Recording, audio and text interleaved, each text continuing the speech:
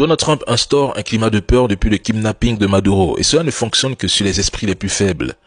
Vous verrez des Africains qui ont peur, paniqués, qui craquent, convaincus qu'après Maduro, ce sera leur tour.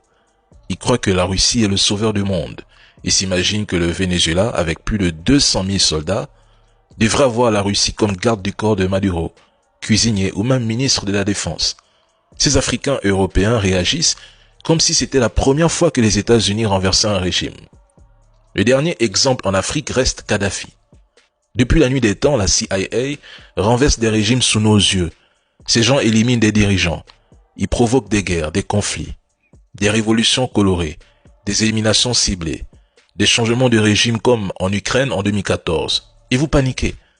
C'est comme si votre cerveau refusait d'admettre que ce monde n'est plus gouverné par le droit ou la morale.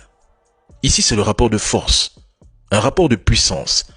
Les plus puissants écrasent les autres sans justification, sans morale, sans loi, sans aucun scrupule, tandis que les plus faibles se terrent, se plaignent, paniquent et espèrent simplement ne pas être les prochains. Au lieu de vous armer et de rester unis et solidaires derrière vos dirigeants, vous vous demandez si vous ne serez pas les prochains.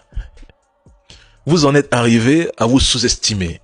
C'est uniquement en Afrique que des trolls viennent vous expliquer qu'il faut d'abord nourrir les peuples avant de nous armer. Or, les États-Unis, la France, le Royaume-Uni ont livré des guerres. Ils ont écrasé des nations.